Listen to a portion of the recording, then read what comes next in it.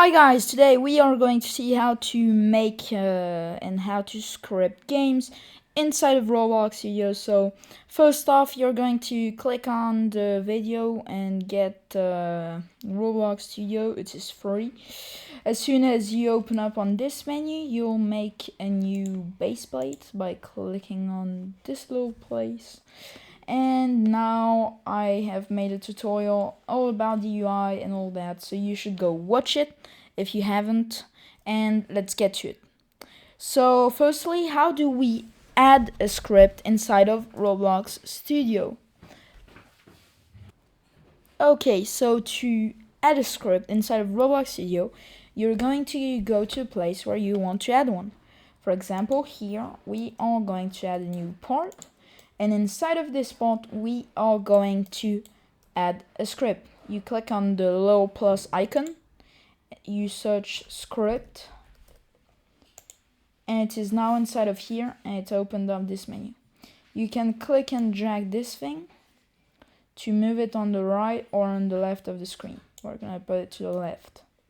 Okay, so let's observe this part. So one of the first things you're gonna learn inside of Roblox Studio is going to be print. What is print? Print is a function. A function in maths is something where you enter a value and it makes something with that value, and then you can get back that value. So the print function prints all provided values to the output. The description is here. So what we are going to do is we are going to go to View, look at all the icons, hold long enough on them, and see where is the output thing. Oh, it is here. Click on it. It will show up here. Okay, now let's print something.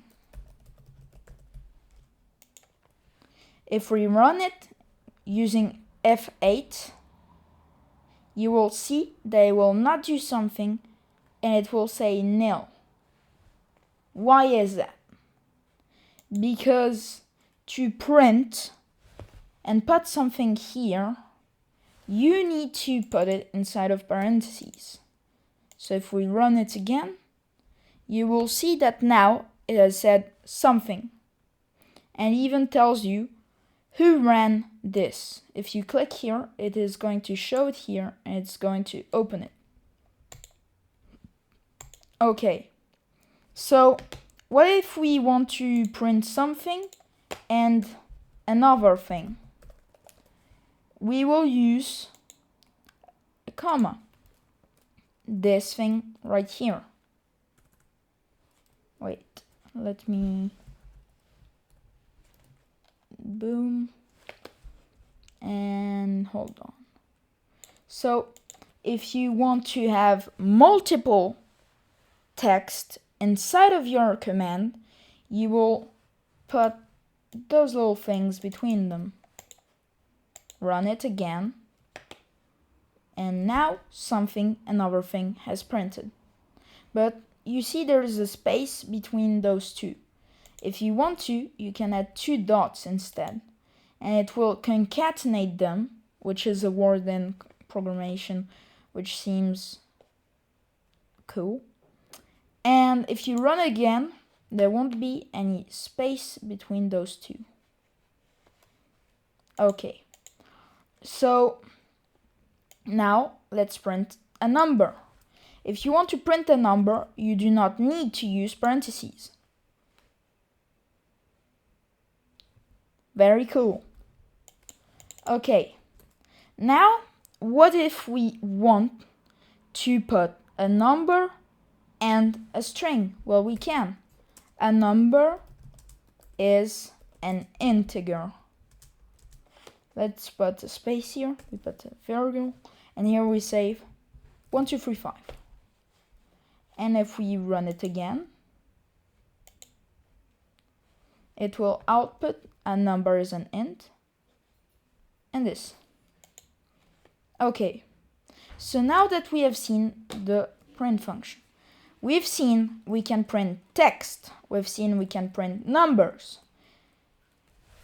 In lieu Lua, which is the language used by Roblox Studio, text are called integers. Strings, I'm so sorry. A string is this. An int is 1, 2, 3, 4, 5. So then we have booleans, which are those. It's either true or false. It's like 1 or 0. If it's 1, it's true. If it's 0, it's false.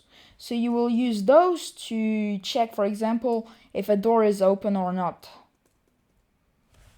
Okay. So now, next off, we are going to see variables.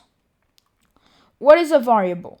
A variable is some kind of value that is stored inside of that variable, which has a name. So let's make a new variable. Variable 1. Okay, so variable 1 is going to be equal to 1, 2, 3, 4. If we print variable 1, we will print 1, 2, 3, 4. Get it? Okay. So one thing about those variables is you can't have a variable that has the name of another thing. If I make a variable called time is equal to 1, 2, 3, 4 time, it will not work. So you need to make sure. There might be sometimes it works, sometimes it doesn't, so it's going to be very bad. So if there is already something assigned to a variable, for example time here, you will instead, for example, put time inside, like make it capital or something else. Now, the thing about variables is that sometimes they can cause a lot of lag and performance issues and all of that. So you want to make them local. A local variable is a variable, but this variable you will lag less. But that thing about variables, we'll see it later in the next video.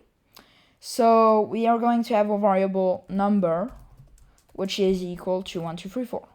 If we print number,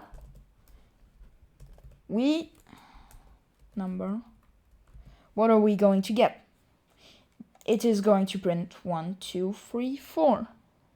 But the thing is, if we make a function like print, for example, local function, say a text, here we're going to put text, press enter, this is our function, and we are going to print text. So if we run the function say a text, we remove the print number, and if we do say a text number, it is going to say this number. Now, why would you want to use a function instead of using normal commands? Why do you want to have them grouped together inside of local functions? Well, it is actually because you want to have better readability. So if we have a function that is called local function add number, and we use it a lot, we can have all of those numbers and we add them faster. It allows you to make your game run faster. It allows you to make your code more readable. It allows you to put values into it. For example, here we have our function, which is say a text, and here a variable. And here we reuse that variable using this variable. So if I delete this here, it's going to make an error here. So we need to put text back on. And then when you run this function, you can put this number here, which is going to be 1, 2, 3, 4, for example. Okay. that's the end of this tutorial. Next tutorial, we are going to talk about how to make a pot go transparent.